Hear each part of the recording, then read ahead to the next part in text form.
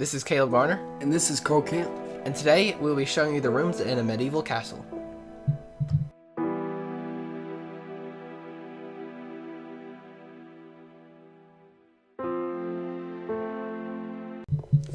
The definition of a castle is a large building or group of buildings fortified against attack with thick walls, battlements, towers, and in many cases, moats.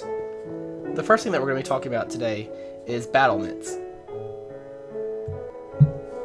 The battlement was the fighting area on the top of the castle wall or a tower. This includes the wall and the walkway across the top of walls. So right here we look at the battlement. And the next thing we're going to talk about is the crenellation. This is the top part of the tower or wall, which is made to give a castle defender an area to fire through. It also has lower sections called crenels. This is what the classic outline that you usually see on castle walls. Next up in our tower we have the air loop. An air loop was an opening in the wall that an archer could use to fire with a good amount of protection from other archers. This hole was usually shaped like a cross, a vertical slit, or a keyhole. As early as 6500 BC, in the town of Kutahuyuk, which is now central Turkey, they have found castle-like structures. Next room is the kitchen. Kitchens were usually on the ground level of the castle and close to the Great Hall. They had a large fireplace for smoking and roasting foods, and they are usually connected to a room called the Pantry. The pantry was where perishable food items were kept. Right here is our pantry. Right here we have some shelves where they could be keeping their bread and all that perishable stuff. Castles were usually owned by the wealthy, so mostly kings and lords lived in castles. They were a place of living, but also provided protection for these people.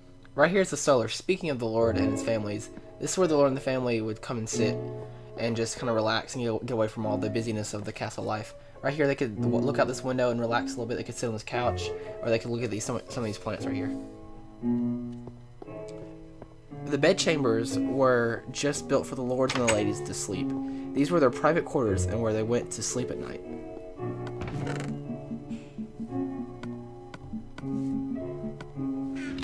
There were two main types of castles, concentric and Motte and Bailey castles. Concentric had two or more curtain walls. Curtain walls were really thick walls on the outside of the castle. The inner wall on the concentric castles was usually taller than the outer wall, and it helped defend it. These castles often had the shape of an irregular polygon.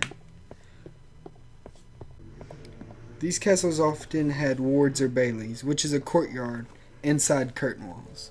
Another type of castle is a Motte and Bailey castle. These had a fortification or a stone keep. Here's the dungeon. Here's some dungeon people. Dead dungeon people. Yeah, they're dead. Heads on the ground. Probably been there for a little while. Now we're just gonna go back on this ladder. Towards the end, castles became outdated. New weapons were invented. Castles could not withstand heavy artillery or, new inventions that could break down castles. Castles could not defend against cannon fire, for instance, and thus it was the end of castles. And right here's a chapel. The chapel was the room that was built so all members of the castle household could come pray. The chapel was usually pretty close to the Great Hall, and it was usually 2 stories high. Ours is actually 2 stories high too, because we have a little balcony up here where you can come sit and to pray or listen to a preacher preach. Now this is our throne room.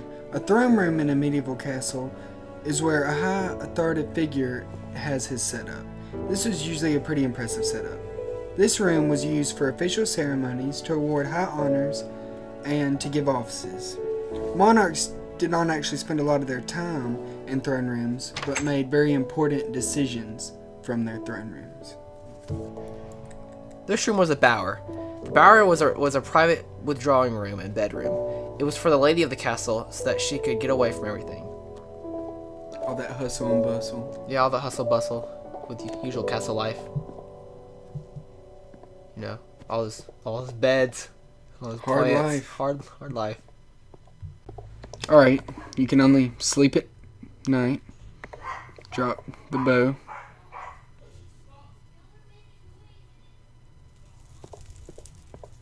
Okay, now our next room is the bathroom. The baths are usually taken in wooden tubs or sometimes barrels. Some toilets were known as garderoobes. This was just a hole that discharged to the outside of the castle. Some bedrooms would have chamber pots too. These chamber pots were just, usual pots that people would have in their bedrooms to excrete waste. Alright, now our next stop is outside of the castle. It's called an undercroft.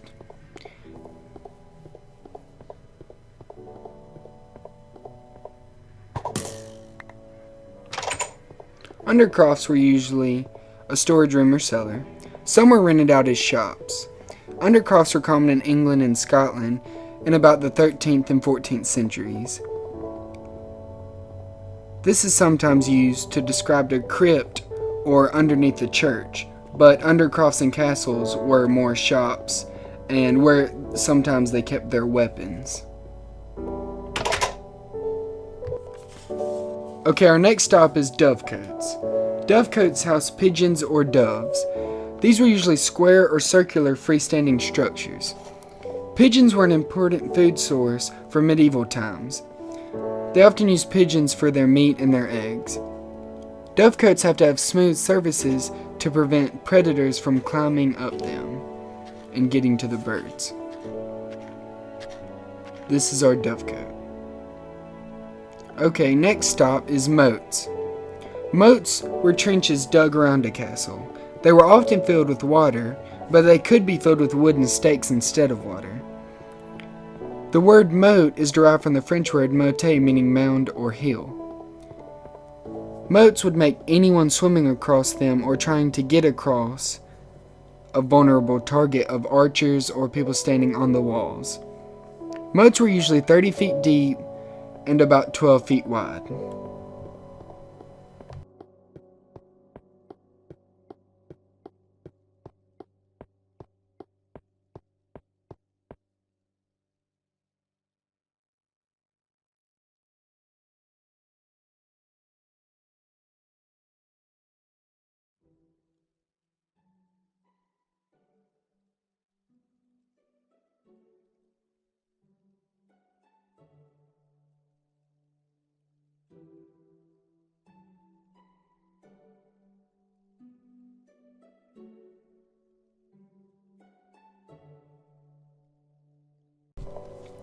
Lastly, but definitely not least, was the Great Hall. The Great Hall was where everyone met and ate together. It was a long, rectangular room with a loft ceiling. At the end of the Great Hall was the Dais. The Dais was a raised platform with a table where the lords and nobles sat. This table overlooked the whole room, and salt was on this table, because back in medieval times, salt was very expensive, and it's only afforded by nobles. And so right here at this table is where the nobles would sit and eat their salt and eat all their really expensive food that the just commoners wouldn't be able to eat at the other tables. Okay, and that wraps up our tour today for rooms in a medieval castle. Cole and I thank you for watching, and hopefully you'll stay tuned as we just have a little flying sweep around the castle. Have a good day.